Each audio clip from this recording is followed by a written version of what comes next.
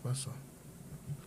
Última Hora e TV.com Areal, hoje com convidados especiais, e trouxemos aqui o grande jornalista Tiago Sodré, que vai conversar com um dos principais mentores do entretenimento do Rio de Janeiro, João Diniz, que também, além de empresário, ele é um carioca de 50 anos com experiência de vida, pai de Joana e de Diogo, há 3 décadas de trajetória profissional, atua como gestor e empresário e tem o Instituto João Diniz, que forma jovens em todas as comunidades. Vou passar a palavra para o Tiago Sodré para fazer as boas-vindas. Obrigado, boa tarde. Obrigado, João. Tiago, um prazer. Obrigado, meu irmão. Prazer estar aqui. Meu. Ralf, obrigado pelo convite. Vamos bater um papo aqui. Vambora, vamos lá, gente. Olha só, João Diniz, um dos maiores... uma das maiores figuras públicas aqui da Barra da Tijuca, no Rio de Janeiro. A Barra da Tijuca, a gente está falando hoje de um dos maiores polos comerciais da cidade do Rio de Janeiro, né?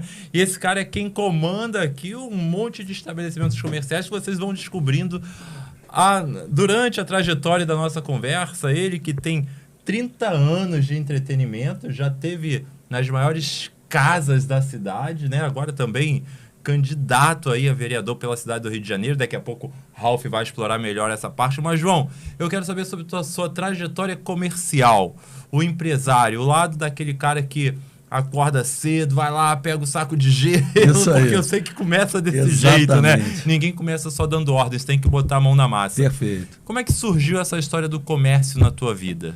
Cara, Thiago, é muito curioso. Você fez uma colocação muito bacana. Assim, o empresário, às vezes ele tem uma visão que é o cara que não bota a mão no gelo, não bota a mão na massa, né?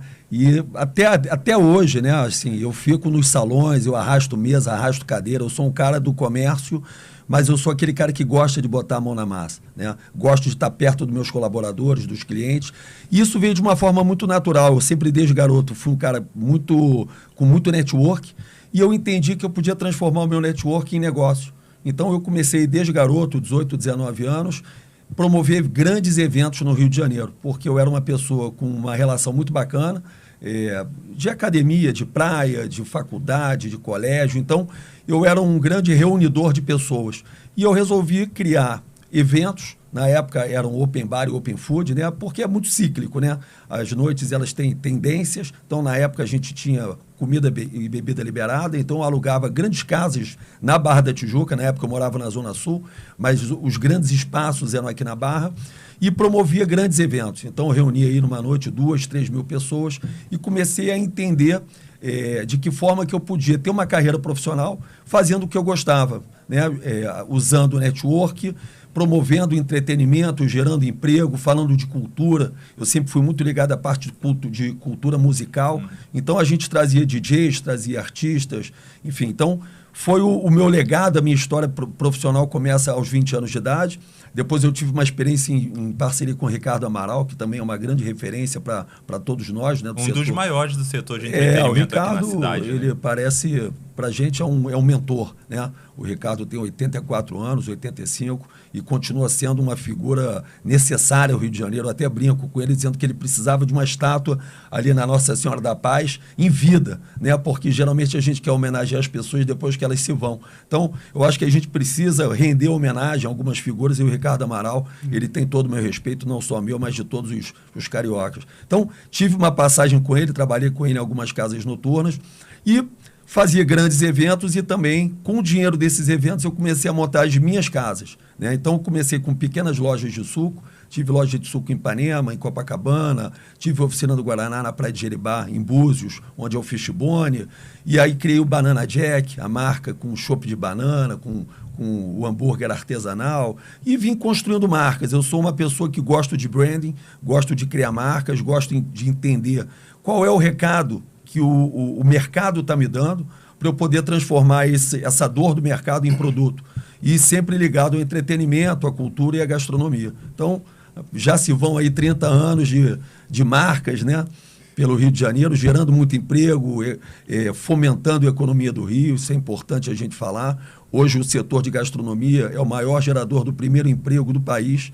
Então, ele é a porta de entrada por ser um setor com muita capilaridade. Você tem bar, restaurante, lanchonete, hotelaria, então ele absorve muita mão de obra e mão de obra sem muita qualificação. Então você consegue estar absorvendo o primeiro emprego e isso é muito importante para a economia, não só da cidade, mas do país. 30 anos de entretenimento, 30 anos de história, quase o que eu tenho de vida, ele tem de profissional. Mentira, é um pouquinho mais. Mas ele tem de profissionalismo. Agora, João, em 30 anos de história, a gente sabe que muitas vezes você teve que se reinventar, né? Principalmente a gente acabou de passar aí por um período muito difícil na economia do país, não só do país, como do mundo inteiro, que foi a pandemia, né? Qual foi o impacto da pandemia nos teus negócios? Então, Thiago, na verdade, é muito importante eu falar isso. Eu já tive mais de 25 casas. Eu quebrei muito mais do que eu dei certo. Tá? Então é importante as pessoas saberem disso, porque hoje quem olha o João, o João bem sucedido, é o cara que nasceu fazendo sucesso. Não, o João já quebrou, o João já teve derrotas, só que o João é incansável. Né? O João quebra, monta outra empresa, monta outra casa, entende onde errou e continua trabalhando para gerar entretenimento, gerar emprego, gerar gastronomia. Então, isso é muito importante porque o Brasil, ele é um país que não é preparado para empresários, para empreendedores. Né? A gente tem uma cultura muito de CLT. Então, uma das coisas que eu venho falando, e através das palestras e de mentorias, eu falo muito sobre o empreendedorismo, porque a gente precisa ensinar as pessoas a empreenderem, porque o Brasil precisa de pessoas trabalhando e de pessoas empreendendo, porque os empreendedores são geradores de emprego. Então, é uma carreira de muita resiliência e, obviamente, que a pandemia ela foi um impacto, assim, se já é difícil ser empreendedor no Rio e no país sem grandes problemas, quando a gente enfrenta a pandemia, ela foi devastadora para o setor, principalmente os meus dois setores principais, de gastronomia e de eventos. Então, até hoje, a gente tem sequelas muito grandes no setor por conta do impacto, né, que a gente teve aí com relação à rentabilidade. É um setor muito frágil, ele tem uma margem de lucro muito pequena, apesar das pessoas acharem que ele tem uma rentabilidade muito grande. Você fatura muito, mas você gasta muito, então sobra muito pouco. Então, é um setor muito sensível. De repente, você tem um mês inteiro que você vem trabalhando bem, você tem um final de semana com uma chuva muito forte que os clientes te deixam de ir, você sabe que naquele mês você não vai ganhar dinheiro. Então, quando você pega uma pandemia que você fica 3, 4 meses fechado, esse impacto aí, até hoje a gente está pagando essa conta do impacto da pandemia. A gastronomia ainda, alguns locais se reinventaram com a entrega, com o delivery, né? Agora, o show business, né? As casas de shows foram o que demorou mais se restabelecer, né? Perfeito. E hoje você tem ali algumas casas voltadas para isso. Você tem o Jack London, né? Você tem lá apresentação de artistas, de shows. Hoje em dia, ela já está restabelecida ou você ainda está sentindo os impactos desse período? Então, perfeito. Ela está restabelecida com relação ao andamento atual, mas as sequelas financeiras, elas vêm, elas seguem coladas na gente. Então, assim, as dívidas, os passivos, os empréstimos que 90% do setor fez, ele continua pagando. Então, na verdade, aquela rentabilidade que a gente deveria estar tendo, a gente usa ela para pagar empréstimos e pagar contas e despesas que vêm desde a pandemia. Então, a gente tem ela funcionando melhor. Obviamente que a violência impacta muito, né? As pessoas hoje saem menos à noite, as pessoas estão com medo de sair à noite. Então, isso hoje, eu falo que a nova pandemia de 2024 é a violência. Então, ela afeta diretamente, principalmente setores de entretenimento, de gastronomia, porque as pessoas com medo de sair à noite, elas acabam mudando a opção, ou pedindo delivery, ou fazendo reuniões em casa, enfim, que fica mais barato e mais seguro. Ô, João, você estava falando também sobre a geração de empregos. Quantos empregos você gera hoje com as tuas casas? Rapaz, vamos lá, deve ter assim, direto uns 300 empregos. Coisa pra caramba, né? E indireto, né? Porque a gente tem o valet, tem o delivery, a gente tem outras funções que a gente acaba impactando, né, positivamente a vida dessas pessoas. Então, é um setor que gera muito emprego. A gente contrata muita gente, muitos músicos, muitos DJs que não são fixos, né? Porque a gente paga por apresentação. Então, a gente tem a folha direta e a folha indireta. A gente impacta bastante gente. E você já falou aqui sobre essa questão do emprego. Eu vou bater um pouquinho mais, porque você agora está vindo candidato Sim. a político, apesar de não ser a minha parte. Você chegou a mandar alguém embora na pandemia? Rapaz, e recontratou depois? então, teve que recontratar? Vamos lá. Eu tinha aberto uma casa muito grande em Ipanema. Eu abri a casa no dia 26 de dezembro, né? Logo depois da primeira onda da pandemia. E a gente abriu em 26 de dezembro, eu trabalhei em janeiro, fevereiro e em março. Fechou tudo. Teve um novo fechamento. Ali, eu estava com 80 colaboradores. A minha vinda para a política vem desse movimento, né, da minha, não vou dizer que revolta, mas da minha indignação de como foi desenhada, né, essa segunda onda de fechamento, já sabendo do impacto que a gente tinha sofrido, já sabendo das sequelas que a gente estava passando, e quando eu falo a gente, são os empreendedores e os trabalhadores. E ali eu tive que desligar parte da equipe e fiz uma promessa de recolocar eles em outras casas que poderiam estar funcionando abertas. E daí eu criei o Instituto João Diniz, onde eu, através do meu network, sempre usando o meu network, eu realoco todos eles em alguns locais que estavam abertos. Então, supermercados, alguns pequenos restaurantes que estavam trabalhando com delivery. Então, eu mantenho 40, e os 40 que eu precisei fazer a rescisão, todos eu consegui colocar, porque eu fiz um compromisso com eles, que não ia ficar ninguém na rua, e menos de um mês eles já estavam todos empregados. Então, daí eu crio um banco de empregos, e a partir disso, eu começo a recolocar milhares de pessoas que estavam sem emprego, e eu conheci algumas pessoas que empregavam, muita gente que estava sem emprego, e eu começo a conectar, e a gente até hoje já recolocou 10 mil pessoas de volta ao mercado, através dessa plataforma gratuita, simples, objetiva, onde quem não tem emprego me avisa, quem quer dar emprego me avisa, e eu linko as pessoas. E quem está nos assistindo, como é que tem acesso a essa plataforma? Como é que pode achar essa plataforma? Qual é o nome da plataforma? Então, esse projeto faz parte do Instituto João Diniz. São dois projetos que o Instituto ele visa: empregabilidade e capacitação profissional. Por quê? Muitas pessoas me pediam emprego e, na hora que eu conseguia linkar para ela participar de uma entrevista de emprego, ela não tinha experiência, ela não tinha qualificação.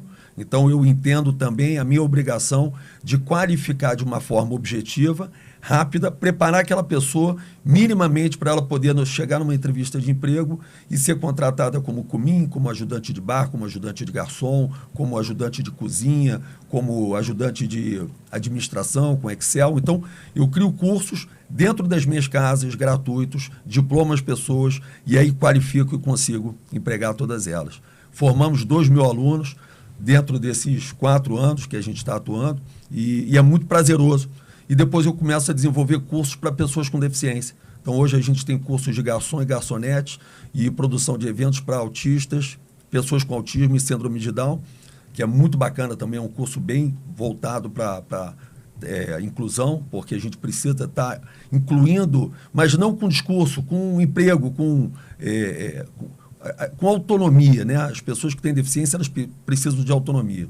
E depois eu sou convidado pela Marinha do Brasil para formar também marinheiros que estavam se desligando da Marinha e estavam sendo absorvidos pelo mercado que é muito perigoso, que é o mercado armamentista, né, de tráfico e milícia, pelo conhecimento técnico. Então eu começo a formar também rapazes, jovens que estavam se desligando da Marinha. Então o Instituto João Diniz nasce da pandemia com o meu entendimento de estar minimizando a dor da sociedade, principalmente das pessoas mais carentes. Então hoje eu posso dizer que você cresceu na pandemia, né? Ou Muito. depois da pandemia?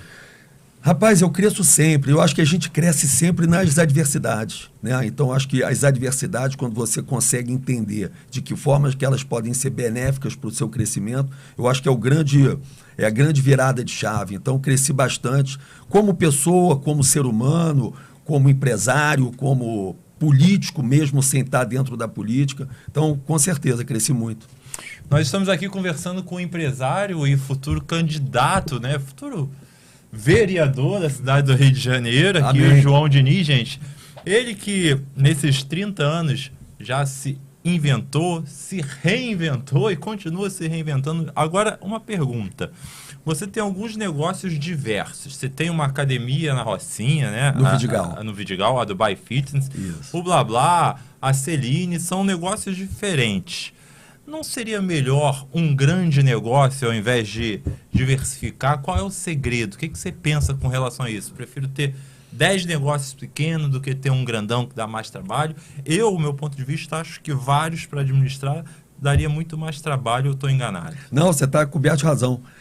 Na verdade, a gente tem a marca Blá Blá, que a gente criou há 12 anos, e a gente franquia a marca. Então, a gente entende quem são as pessoas que podem estar representando, quais são os mercados que necessitam daquela marca, daquele produto, né? Eu falo que a gente não vende comida, a gente vende experiência. Então, eu preciso entender qual é a experiência que aquele determinado local quer e está oferecendo. Então, como a gente tem vários bairros no Rio de Janeiro e várias demandas, acaba que a gente monta negócios, não são micros, são pequenos negócios, né? Médios e pequenos negócios, para atender demandas diversificadas. Né? Porque também é o seguinte, quando você tem só um negócio e você tem um problema nesse negócio, você só tem uma galinha. Então, quando você tem 5 galinhas, se uma parar de dar ovo, você tem outras 4 que vão continuar. Isso vem da tua experiência de ter quebrado diversas vezes? Sem dúvida, sem dúvida. Você não pode, eu não gosto de apostar todas as minhas fichas num número e numa cor. Eu acho que a gente precisa, como empresário, entender que você vai ter momentos que a casa noturna vai estar mais sensível ao mercado e a gastronomia melhor. Os eventos, às vezes, eles estão no momento mais feliz para você ter uma rentabilidade.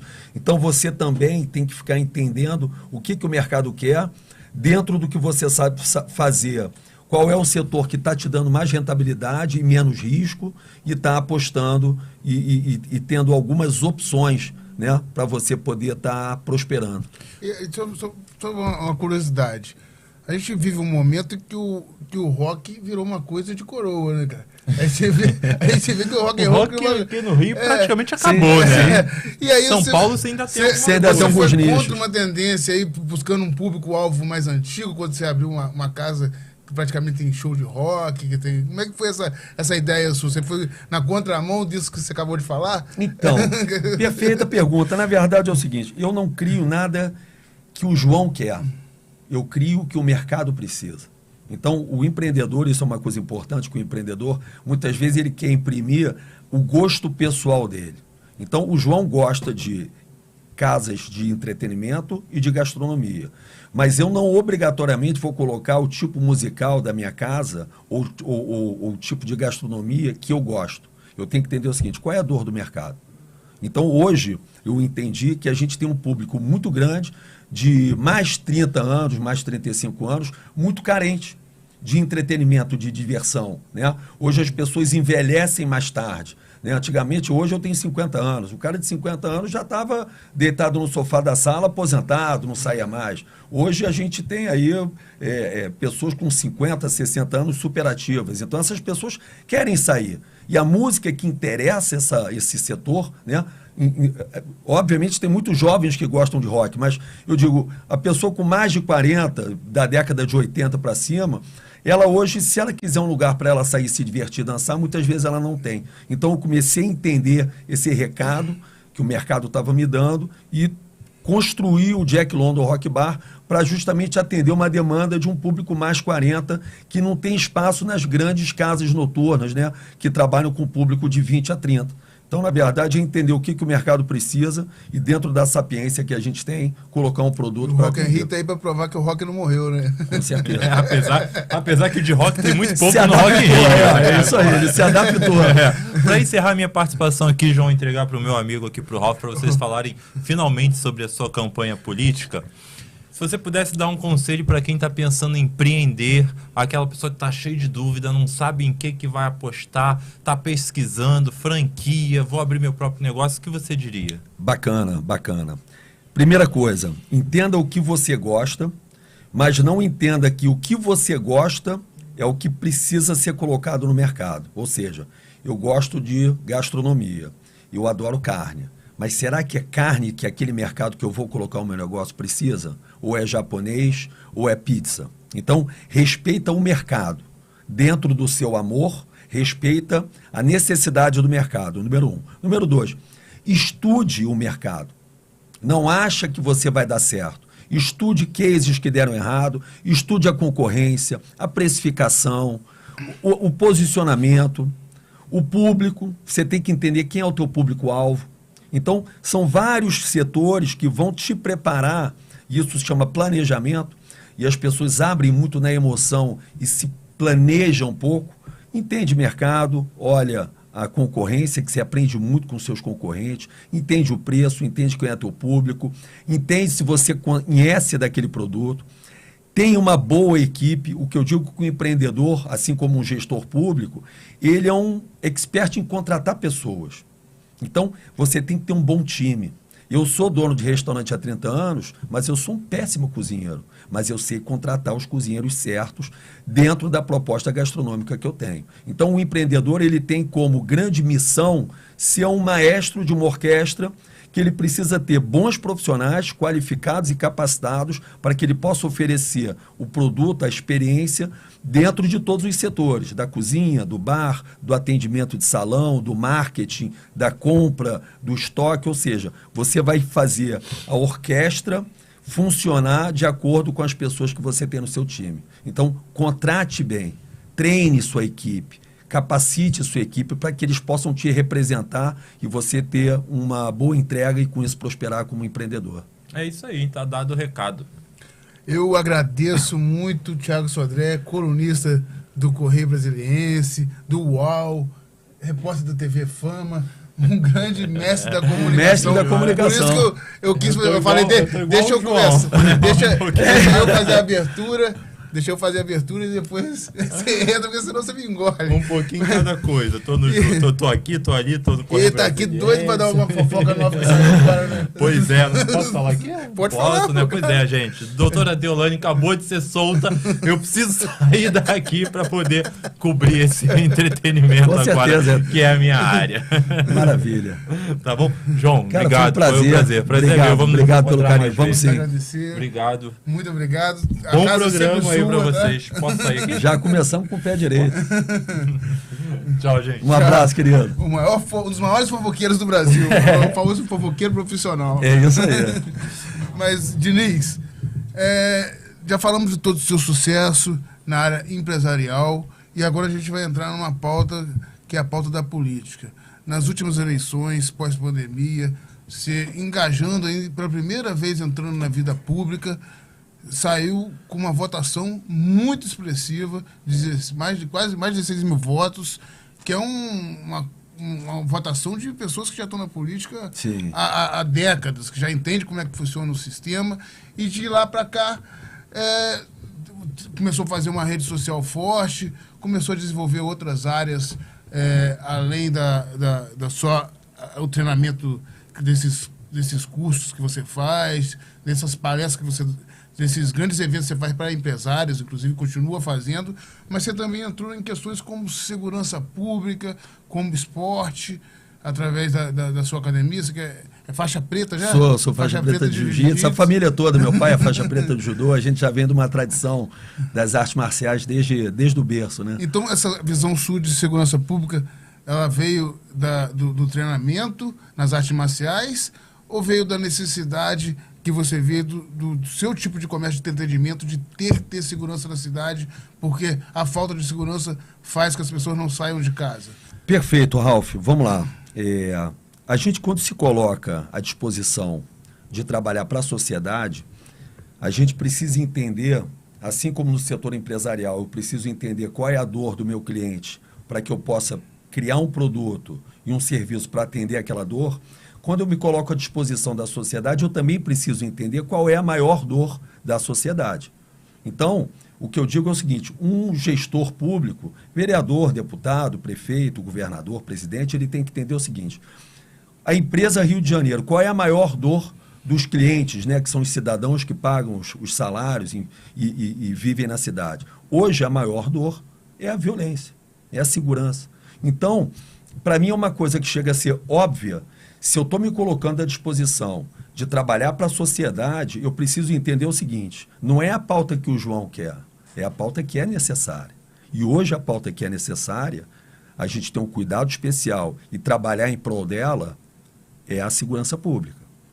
Então, todos os meus movimentos, independente de eu ser um empresário, um empreendedor, e eu adorar falar de empreendedorismo, de crescimento econômico, de educação, de capacitação profissional, de geração de emprego, se você tem violência, principalmente numa cidade que tem a característica do Rio de Janeiro, que é uma cidade de turismo, comércio e entretenimento, você corta na raiz todo o crescimento econômico. Então, na verdade, eu estou resolvendo dois problemas. Eu estou resolvendo o problema da sociedade, que é o medo de andar nas ruas, e o problema do crescimento econômico da cidade. Porque se você tem violência, as pessoas não saem na rua. O turista não vem para o Rio de Janeiro. Então, você não tem dinheiro entrando no mercado. Com isso, você para de contratar. Com isso, as empresas começam a ter mais facilidade de quebrarem. Então, a gente precisa entender qual é a dor, segurança. Quais movimentos a gente pode fazer, eu como candidato a vereador, dentro do município, para poder estar suprindo essa dor. Então você hoje tem a parte de tecnologia, que é muito pouco usada no Rio de Janeiro. Você ter câmeras de monitoramento com inteligência artificial, linkadas diretamente com os batalhões, 24 horas, porque é uma pauta que tem que haver uma parceria do município e do Estado. Então, o município é responsável pelo monitoramento, pela inteligência artificial e pela distribuição das câmeras. Só que ela precisa estar linkada à Polícia Militar, porque não adianta você filmar e não transferir automaticamente aquela imagem, aquele delito, aquela violência para o batalhão poder agir. Então, com isso, você tem hoje alguns municípios que têm uma participação ativa do município e do Estado, onde a inteligência artificial faz a leitura das placas. Com isso, você sabe se o carro ou a moto é roubada ou furtada, quando ela passa em certas ruas, avisa ao batalhão e o batalhão já sai e já faz a interceptação do marginal, ou seja, você se antecipa ao crime. Então, isso é o município participando da pauta de segurança pública. Outra pauta fundamental, a Guarda Municipal, é uma instituição que tem mais de 30 anos. E a gente precisa falar de inovação. A Guarda Municipal parou no tempo. O plano de carreira deles é muito ruim, o armamento, a capacitação profissional é muito ruim. Então a gente precisa entender de que forma que a gente pode cuidar daqueles seres humanos que se colocam à disposição como guardas municipais para que eles possam ter um bom salário, um bom plano de carreira, motivação, capacitação profissional para que eles possam atuar na rua. Parece que o guarda municipal não é igual é no Exército, igual, não é igual é na PM, né? Na PM você entra sargento, aí vai tenente, até chegar coronel. Na Guarda Municipal o cara entra e sai do mesmo jeito, né? Sai do mesmo jeito. Ele ganha... É ruim, né? Cara, assim, as pessoas querem evoluir, cara. É a mesma coisa que eu contratar um cumim, que é o ajudante de garçom, e ele saber que daqui a 30 anos ele continua comigo. Não vai virar o cozinheiro nunca. Não, ele quer ser garçom, ele quer ser coordenador, ele quer ser maître, ele quer ser gerente. As pessoas querem prosperar. Então, o guarda municipal, ele hoje precisa de carinho, de entender de que forma que a gente pode motivar aquela instituição.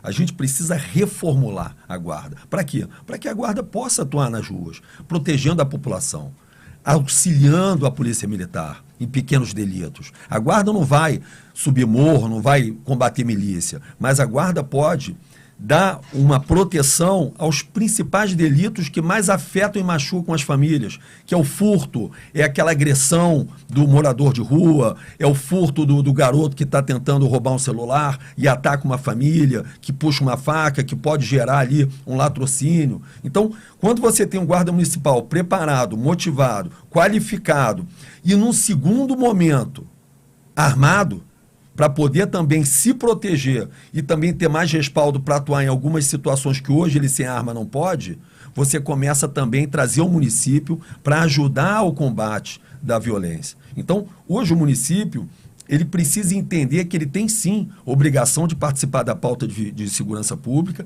em conjunto com o governo do Estado, fazendo dentro do que cabe ao município os movimentos necessários para que ele possa trabalhar em conjunto e com isso, proteger as famílias para que a gente possa voltar a ter turismo, a ter crescimento econômico, as pessoas pararem de perder, as pessoas perderem o medo de sair na rua. A gente perdeu o direito de ir e vir. Hoje a cidade, ela está, assim, a gente está acuado dentro de casa, né? As famílias, os senhores. Então, a gente precisa voltar a ser a cidade maravilhosa. E para isso a gente tem que falar de segurança. E uma das coisas que mais me indigna, como empresário, pai de família, enfim, gerador de emprego, e agora como futuro vereador, é o seguinte: por que nenhum vereador fala nesse assunto? Por que eles se omitem desse assunto, que é a principal dor da população? Não é a minha dor, é a dor da população. Então você, como gestor público, você tem que entender o seguinte: qual é a dor? Segurança? Violência? Que movimentos a gente pode fazer para a gente poder ajudar o governo do Estado e proteger as famílias? Quando você coloca, então, ordem na casa no seu slogan, é praticamente isso, né? Ordem na casa. Onde não tem ordem, não tem progresso. Onde não tem ordem, se você tem uma família que não tem ordem, essa família, ela não perpetua. Se você tem um negócio que não tem ordem, o seu negócio vai quebrar. Se você tem uma academia... Eu organizava festa também na época que eu era presidente de DCE de faculdade, fazia gastos de calouro. Eu nunca fui profissional, nunca quis ser profissional dessa área, que é uma área complicada. Mas eu chegava, eu vendia assim 1.500 ingressos. Pô, eu ganhava dinheiro praticamente, eu vendia milhões e milhões de litros de cerveja, de bebida, e no final não tinha lucro no bar. Eu não entendia como é que funcionava. Porque você não estava organizado. Exatamente. Os garçons davam para as meninas, davam porque tinha uma ordem. É isso, ou seja... Vou fazer a festa. Então, no final, só tinha o lucro da bilheteria. Exatamente. Então, você vê que quando você não tem ordem, não funciona. Uma família, uma cidade, um estado, um negócio. Então, a gente precisa ter ordem. Eu lanço em 2022, em 2021, eu lancei um livro chamado Ordem na Casa, onde eu já venho falando sobre a necessidade de você ter a ordem, você ter a gestão profissional, né? As pessoas confundem muito política com gestão profissional, né? Você tem hoje, assim, políticos, geralmente são pessoas famosas, que elas têm muito voto, mas isso não os qualifica como gestores profissionais. Para falar exatamente isso que eu estou falando. Qual é a dor? Como é que eu vou solucionar essa dor? Quem é a minha equipe que vai estar dentro do meu gabinete? Porque um vereador, ele é um empresário, né? É um empresário, ele tem um gabinete que ele pode contratar X colaboradores e ele tem que entender o seguinte: as pessoas que estão dentro do meu gabinete, elas têm que ser técnicas e preparadas para atenderem as minhas principais pautas. Então, no meu caso, eu tenho a pauta de segurança. Eu vou ter uma pessoa dentro do meu gabinete que vai, junto comigo, fazer a gestão de leis, de movimentos que visem a segurança e a proteção das famílias. Eu tenho uma pauta de inclusão de pessoas com deficiência. Vou ter uma pessoa qualificada que entenda, tenha poder de fala sobre aquela pauta. E ela vai desenhar 4 mãos comigo os movimentos. Eu vou ter uma pauta de esporte, de inclusão social através do esporte, através das lutas, através de uma série de movimentos que você forma pessoas, forma cidadão e dá profissão. Então, quando você fala esporte e cultura, através da música, da arte, do esporte, você forma indivíduos e você dá um emprego para essas pessoas. Então, vou ter uma pessoa fazendo isso. Vou ter uma pessoa tratando da parte de educação, de formação, de capacitação profissional. Então, quando você entende que o seu gabinete é uma empresa, que você precisa ter as pessoas qualificadas te representando à frente de cada pauta, você entende que você precisa entregar. Entende a dor, quem é qualificado, quais são os movimentos, cria processos e faz entrega, impacta quem tem que ser impactado, que é a cidade e principalmente o cidadão. Quantos anos você demorou para se tornar um faixa preta e dominar a arte marcial? Eu demorei 20 anos, 15 anos para pegar a faixa preta. Entendi. E quanto tempo você acha que um guarda municipal tem que passar para aprender a lidar com as suas emoções e portar uma arma, que é uma pauta que está urgentíssima, e qual é a forma que você acha que tem que ser feito isso, o armamento da Guarda Municipal? Perfeito, vamos lá. A gente olha para a Polícia Militar, que a gente já tem uma base, né, de como é feito o treinamento da Polícia Militar e o armamento da Polícia Militar. Então, ali você já tem um movimento que já existe. Então, você pega o que deu certo desse movimento e traz para a Guarda Municipal. Por quê? É um movimento de seres humanos que querem trabalhar defendendo a comunidade e eles precisam estar capacitados tecnicamente, psicologicamente, para que eles possam portar uma arma e entender sobre as leis e os movimentos que eles precisam fazer para que eles possam defender a população. A mesma coisa na Guarda Municipal, obviamente guardada em suas devidas proporções. A Polícia Militar e a Civil, ela age dentro de uma esfera de necessidade, e a Guarda Municipal, ela não é para substituir a polícia, mas ela é para complementar o trabalho. Apoio, né? Então, o mesmo trabalho que foi feito com a Polícia Militar, a gente precisa entender o que deu certo. Isso aqui foi bom, então a gente pega e traz para a Guarda Municipal. Isso aqui não está sendo bacana, então a gente nem leva. Então, com isso, você começa a entender que você precisa tratar do psicológico, da parte física, da parte técnica, do plano de carreira, porque todo mundo quer trabalhar para prosperar e fazer uma carreira para ela ter não só a rentabilidade, mas ela ter a gratificação de ver que ela prosperou na carreira dela, um salário digno.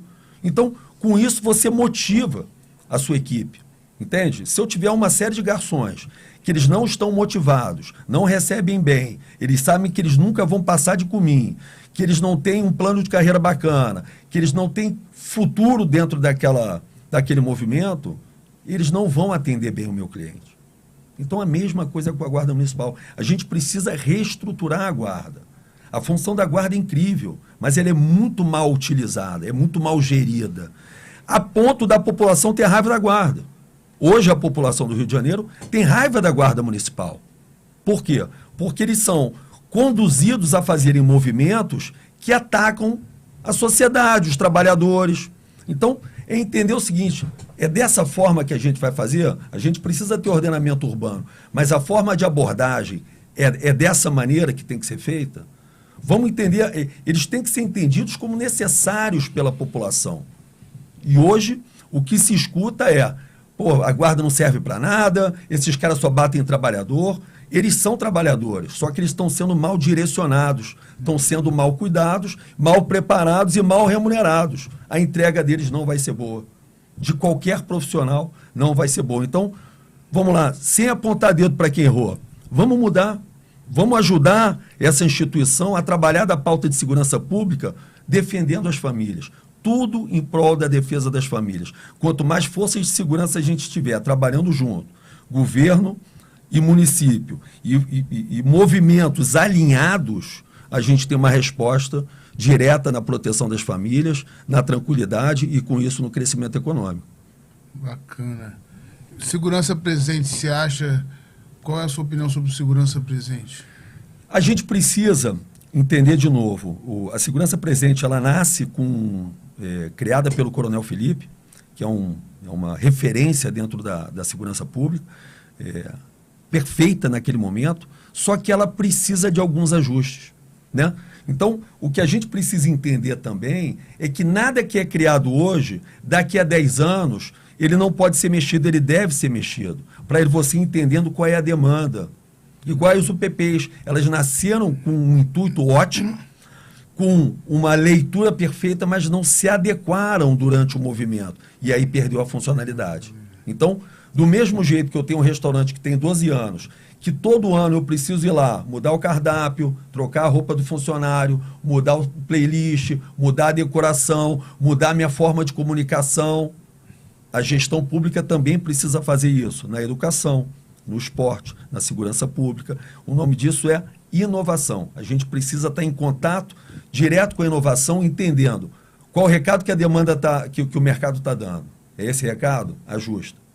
Vai ajustando, vai ajustando. Com isso a gente consegue atender as demandas. Se a gente congelar, criar um projeto maravilhoso hoje, daqui a 5 anos, ou daqui a até menos, ele não vai ser maravilhoso. Porque a gente não fez as mudanças necessárias, e não são drásticas não. Se você vai fazendo mudanças sempre ao longo da gestão, você não precisa fazer uma mudança necessária. A Guarda Municipal tem mais de 30 anos e não teve mudança. Então agora vai ter que se fazer uma mudança um pouco mais radical para ela voltar para o game, para ela voltar a dar certo.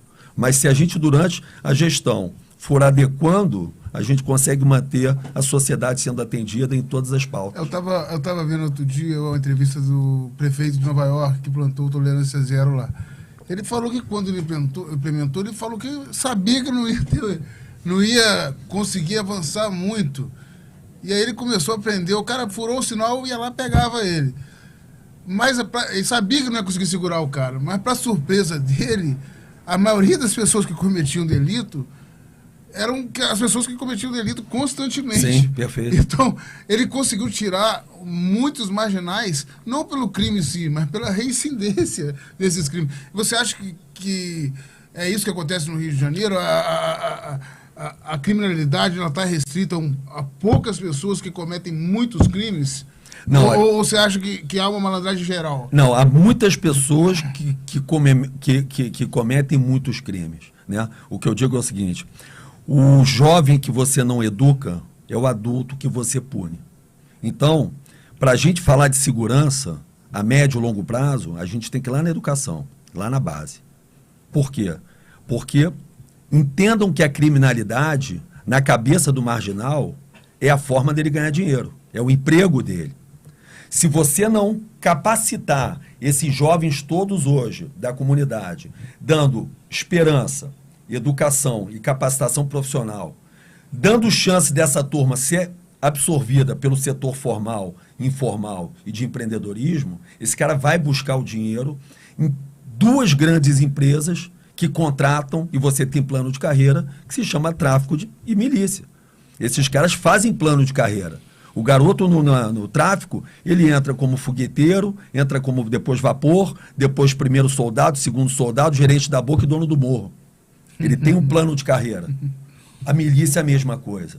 Esse cara entra ali para ser contratado. Ele está trabalhando na cabeça dele. Só que o trabalho dele mata pessoas e impacta a cidade, a família. Então, a gente precisa entender o seguinte: por que tem tantos jovens sendo contratados pelo tráfico, pela milícia, e não pelo setor privado, e não pelas CLTs, e não criando empreendedores, e não criando novas pessoas do esporte e da cultura? Então a gente começa a resolver o problema da violência de verdade aqui, porque senão a gente continua sendo uma fábrica de produzir marginais. O Rio de Janeiro hoje é uma fábrica de produzir marginais porque não educa.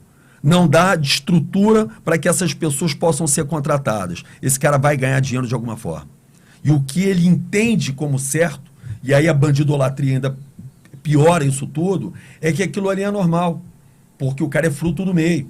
Então ele começa a achar normal roubar um celular, roubar uma senhora na rua, atacar uma família, roubar um carro, roubar uma moto. Vê que é fácil, né? Entende? Por quê? A qualificação profissional que ele tem é nenhuma. Ele só tem qualificação profissional para fazer aquilo. Então vamos lá, como Estado, como gestão, vamos pegar e vamos dar chance para esse cara ter algum futuro. Ah, o cara não quer ter futuro, meu irmão, você vai ser enquadrado. Mas a gente precisa dar chance para essa rapaziada. E a gente também precisa botar ordem aqui em cima para o cara ver o seguinte: não é bagunça. É melhor eu ir aqui me capacitar, porque se eu vier para o crime, eu vou me atrasar. O delegado Marcelo fala na palestra dele uma questão muito interessante, que ele fala que no Rio de Janeiro incentiva o crime. Porque você, segundo ele, só 1% dos criminosos são pegos. Só 2%. E desses 2%, 1% sai na audiência de custódia. Então, qual o negócio no mundo que vocês têm 99% de chance de dar certo? Perfeito. Só a violência. Ou seja, a violência é o empreendedorismo de dar certo, né? É como se eu montasse todas as empresas que eu montei, a chance de eu quebrar é quase nenhuma. Hoje, o marginal, ele tem exatamente esse tipo de tratamento. Então, óbvio também que a gente tem que entender de que forma que as leis podem ser modificadas, de que forma que a gente pode fazer com que aqueles marginais, aqueles caras que são fora da lei e estão atacando as famílias, fiquem fora de circulação. Entende? Porque esses caras são nocivos à sociedade. E se o exemplo que está sendo dado a eles é: você vai roubar, você vai agredir, você vai matar, você vai ser preso, você vai ser solto. Esse cara, na verdade, está sendo estimulado a continuar fazendo, e quem está olhando também entende que aquilo ali é um movimento, que a chance de dar errado é muito menor do que a chance de dar certo na cabeça deles. Então, isso também tem que mudar. Então, não tem uma solução mágica, entendeu, Ralf? É uma série de movimentos. O Estado precisa se colocar, a gente precisa retomar as nossas áreas que hoje o Rio de Janeiro perdeu para tráfico e milícia, que a gente não tem acesso. A gente precisa trazer o município com tecnologia e com guarda municipal. E aí sim também podem árvore, iluminação, óbvio, mas vamos falar de tecnologia, vamos usar a tecnologia a favor da gente. Drone. A gente precisa ter drone. Como é que a gente não tem drone nas praias, monitorando a quantidade de arrastão? Uma coisa que aconteceu. Eu sigo você, assisto os seus posts e você incentivando a gente a correr. Você quase 3 horas da manhã, você lá correndo, ó, não tem esse negócio de não ter tempo, não sei o quê. Aí eu falei, pô, esse cara tá vendo? Aí eu comecei a correr na praia, né? Aí, que bom, tá vendo? Uns quilos. Aí na outra semana eu olho lá, os caras tudo sendo assaltados na praia. Eu falei, pô, não dá, meu. Tem que correr com... Eu fui atrás do dinheirinho, mas não dá pra correr na praia. Não, evita correr à noite, né? Não que de dia você também não tenha o problema. Assim, outro dia um turista tomou um tiro ali. Eu né? queria seguir ele, correr 3 horas da manhã, mas não, mas vai pra academia, pronto, corre na academia. Mas o que eu digo é o seguinte, cara, assim, a gente cria muita desculpa, né, pra não fazer as coisas. E é importante a gente entender que tá tudo aqui, ó. Por exemplo, quando eu resolvi vir pra política, todo mundo falava assim pra mim, João, você não tem medo de vir pra política? Aí eu pensava, eu falei, cara, não tenho. É muito mais perigoso você montar um restaurante do que você vir pra política. Porque quando você monta um restaurante, você faz um investimento, você aposta o que você tem, o que você não tem, você pode ter um insucesso, perder o dinheiro que você investiu e perder mais dinheiro. Na política, não, cara. Se você não pisar fora da linha, você tem um salário pago, um gabinete pago, 4 anos para poder mostrar o seu trabalho. Cadê o problema? Cadê o problema? É para quem não quer trabalhar ou para quem quer fazer a parada errada. Então, Diniz, grande empresário, está se colocando à disposição aí para representar, principalmente aqui a Barra da Tijuca, Zona Oeste, mas toda a população que gosta de empreender e gosta de ter, e quer buscar mais segurança, pessoas que realmente sejam qualificadas para debater esse tema, que provavelmente vai ser o primeiro tema em pauta na próxima gestão, que é das guardas municipais. Então, está de parabéns. Obrigado. Tem aí uns minutos finais para deixar suas considerações. A TV.com Areal agradece, Jornal Última Hora agradece. Tivemos aqui o grande Thiago Sodré, também agradecemos a ele. Deixa aí as considerações finais. Primeiro eu queria agradecer o convite, eu fiquei muito feliz realmente de estar junto com vocês. E eu queria dar um recado principalmente para os cariocas. A gente precisa fazer com que o Rio de Janeiro volte a ser a cidade maravilhosa. Eu tenho 51 anos, eu nasci em 1973. Eu conheci a cidade maravilhosa e eu vi a cidade maravilhosa se tornar uma cidade de medo. E quando eu venho para a política, o meu intuito é promover, junto com todos os meus pares, movimentos que auxiliem a principal dor do carioca hoje, que é a segurança, que é a violência. Então, vamos falar de segurança municipal, fazer todos os movimentos, falar o que nenhum vereador nunca falou. É impressionante como nunca vereador nenhum se posicionou com pauta de segurança. E eu entro como candidato a vereador com essa principal pauta, falando do que dá para o município fazer em parceria com o governo do estado. Então, a gente precisa fazer com que o Rio de Janeiro volte a prosperar, volte a crescer economicamente, volte a contratar, volte a ter turismo pujante na cidade, que é o nosso maior ouro, é o turista. Então, a gente precisa preparar a cidade para receber essas pessoas e sem ordem não tem progresso. Então, fica aí um convite a todos que conheçam minha história. Eu falo o seguinte, não votem em mim, me contratem. Conheçam o meu currículo, conheçam a minha história, tudo o que eu fiz e todas as minhas propostas, porque eu não falo do que eu tenho vontade, eu falo do que eu fiz. Eu já tenho legado. E o que eu vou trazer para a gestão pública é tudo que eu fiz na minha vida privada e deu certo. E a minha ideia é estar atendendo todas as famílias e toda a população do Rio de Janeiro. Muito obrigado, João Diniz. Última Hora, notícia levada a sério.